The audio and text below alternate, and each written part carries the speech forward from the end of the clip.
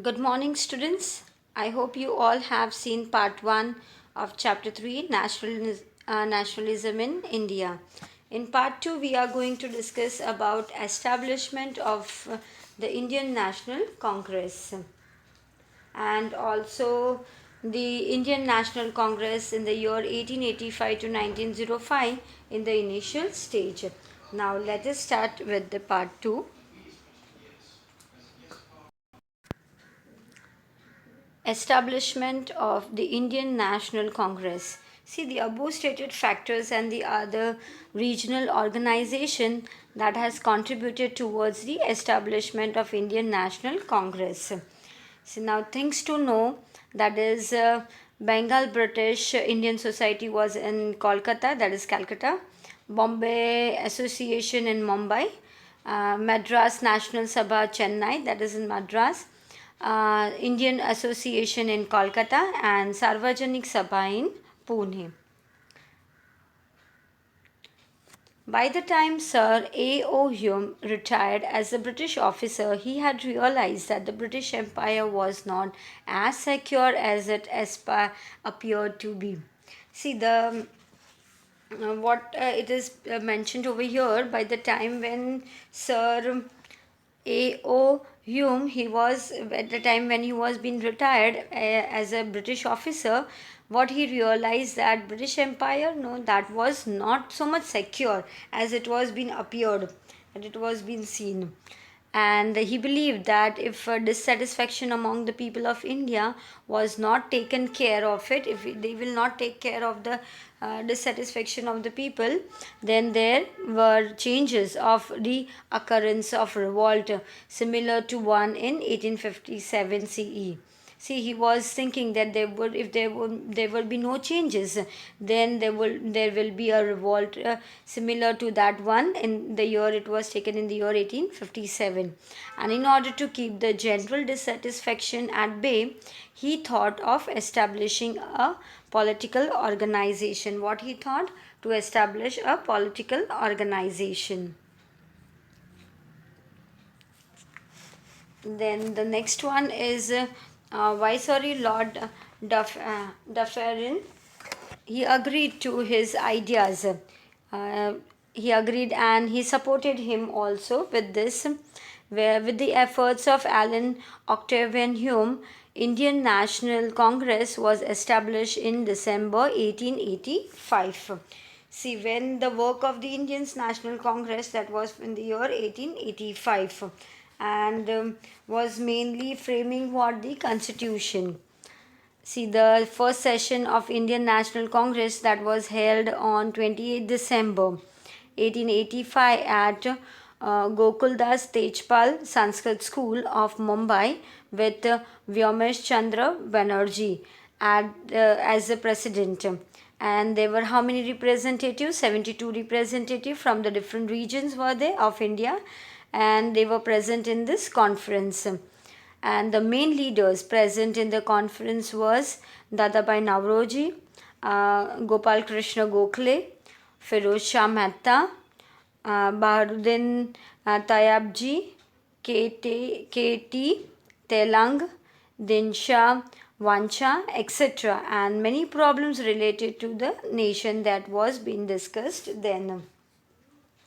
See, the people who contributed, who were there in this, they were different from see, the people of Viceroy Lord Griffin was he agreed with A.O. Humes, and he formed the National Congress, and that was being established in the year in the year 1885, and that was being first session that was being held on 20th December 1885. And if they ask where at, Gokuldas Tejpal Sanskrit School, where it is in Mumbai. With whom? With Vyomesh Chandra Banerjee as the president he was.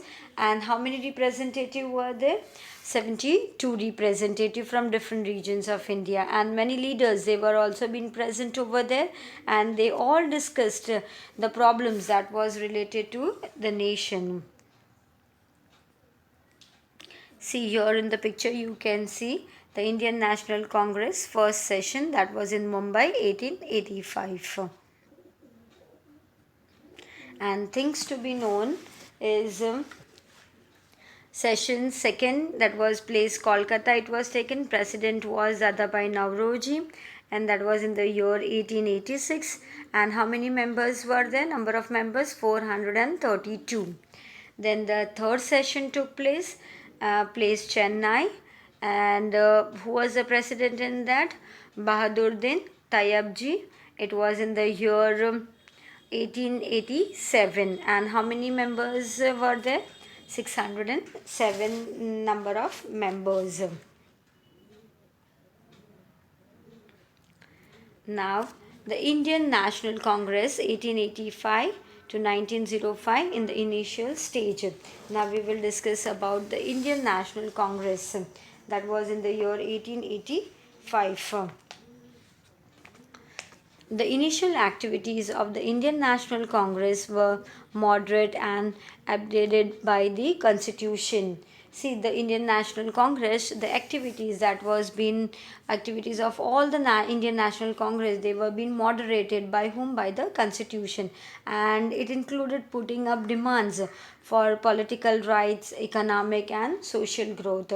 See, the committee, that was Mahasabha, they put forth the demands for political rights, economic and social development, and education progress to the British government, and the social development of education. Among other demands, inclusions of more Indians in government services, reduction of expenditure on military and other administrative department, debt relief to farmers, revival to the of the cottage industries, etc. They were also included in this. See, the other demands like more Indians should be given government poor jobs, reduction the expenses of military and the other departments, concessions for the farmers in debt repayment, restart cottage and small scale industries, that all the expand in the central and regional constitutions, that was being said over there. And the British government turned down these demands. See, what is the British government? They turned down all these demands, and however these demands laid down a strong foundation for the future struggle.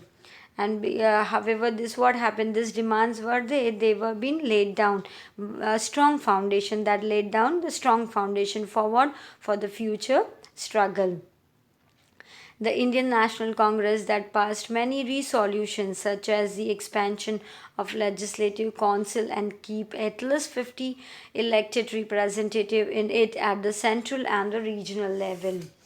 See, they started expand the central and regional constituencies also, and always have 50% elected representatives present in it, and in the legislative council, and keep at least 50 elected representative in the central and regional level. And due to the demand of the Indian National Congress, the British government, they granted more freedom to the press and granted more personal liberty also to the freedom of speech to the people of Indian. See, it is said that 50% that was being elected representative present, and that was given to the holding the executive body responsible for legislation to the central limit, etc. That was also been made, and the British government, they agreed to only a few of these demands, and they implemented that. And the next it was the British government more freedom for the press, and they granted more personal liberty also and freedom of speech to the people of Indian. And the Indian National Congress inspired and many educated youths and fostered nationalism in the educated class. It was been fostered in educated class also. Indian National Congress, they inspired it, and as a result what happened, many capable and potential leaders, they joined this organization. In this way, many leaders, they joined the organization. One activity is given over here: visit to any social organization and know about its system of working. Now all these things we will do in part 3. policies of divide and rule and partition of Bengal. All this we will discuss in part 3. Thank you.